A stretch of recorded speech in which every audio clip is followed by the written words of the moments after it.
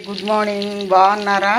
ఇదిగోండి, మీరు ఎప్పుడు చూసారో తిన్నారో నాకు తెలియదండి. మేమైతే ఆర్మీలో ఉన్నప్పుడు ఇది బెంగాలీస్, యూపీ వాళ్ళు, సిక్కింలో నేపాలీస్ వీళ్ళందరూ తింటారండి. ఇది మన పసుపు గుమ్మడికాయ ఉంటుంది కదా, దాని ఆకులును కొమ్మలండి, లేత లేత కొమ్మలు. ఇలాగ మన ముందు చిగుర్లు మనం తెంపేసుకోవాలండి. ఇది అన్నీ తెంపేసుకొని, ఇది నూగులాగా ఉంది కదా, దాన్ని అంతా ఇలా చేతితోటి ఇలా తీస్తే నారలాగా వచ్చేస్తుంది. మరీ ముదురు కాళ్ళు తీసుకోకూడదు, లేతగా కోమలంగా తీసుకోవాలి. ఇవన్నీ కాళ్ళు ఇలాగ చిన్న చిన్న ఆకులే, ముదురు ఆకులు తీసుకోకూడదు. ఇదిగోండి నేను లేత ఆకులు తీసుకొని కట్ చేశానండి.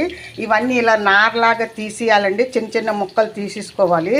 ఇదిగోండి ఇది తీగలాగా ఉంది కదా, అవన్నీ తీసి పడేయాలన్నమాట. ఈ తీగలాగా ఉన్నది, ఇదిగోండి తీగలాగా ఉన్నది పడేయాలండి. ఇగో ఇది ఈ తీగలాగా ఉంటుంది కదా, ఇలా రింగు చుట్టూ అది మట్టు పడేయాలి.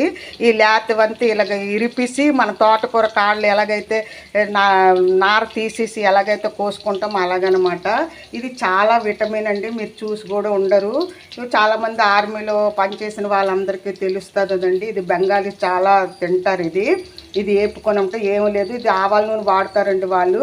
మేము కూడా తింటాం కాబట్టి ఆవాల నూనె వేసానండి, లేకపోతే మనం నువ్వుల నూనె వేసుకోవచ్చండి. నువ్వుల నూనెలో చాలా బాగుంటుంది. ఇది ఏ విటమిన్, సి విటమిన్, హెయిర్కి ఏంటండి, స్కిన్కి ఏంటండి, అన్నిటికి కూడానండి, స్టమక్కి ఏంటండి, అన్నిటికీ చాలా వెయిట్ లాస్ వాళ్ళకి కూడా, ఎలాంటి వాళ్ళకైనా చాలా. దీంట్లో ఎక్కువ కొంచెం ఎల్లుల్లిపాయలు వేసుకోవాలండి, చిన్న చిన్న కట్ చేసుకొని, పచ్చిమిరపకాయలు, కారం తగ్గు, జీలకర్ర, కొంచెం ఇంగువ, ఇదిగోండి ఉల్లిపాయలు.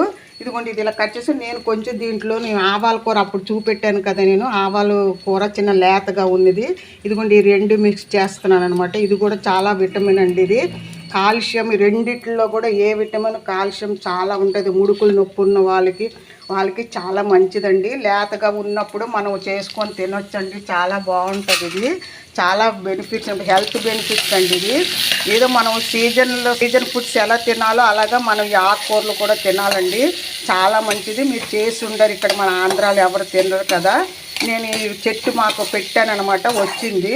ఆ లేత మనం 2-3 సార్లు చేసుకోవచ్చండి. మనం ఈ కూరని మన తోటకూరలాగే ఉంటుందండి. ఇది చాలా ఏ విటమిన్ ఉంటుందండి, అన్నీ కూడా ఉంటాయండి దీంట్లో. పొటాషియము అన్నీ కూడా ఉంటాయండి. ఏ విటమిన్, సి విటమిన్, B12 ఇవన్నీ ఉంటాయండి దీంట్లోనూ. ఇవి బాగా వేగిన తర్వాత ఇక అల్లం వెల్లుల్లిపాయ పేస్ట్ కొంచెం అండి, ఎక్కువ వేటి మసాలాలు వేయకూడదండి. ఎల్లుల్లిపాయలు, పచ్చిమిరపకాయలు, జీలకర్ర ఎక్కువ వేసుకోవాలండి, కొంచెం ఇంగువ. ఇదిగోండి కొంచెం ఇది మళ్ళీ తర్వాత ఇది కొంచెం పసుపు వేసుకుంటాము. ఈ ఆకుకూర వేసుకోవాలండి, బాగా యాగడమేనండి.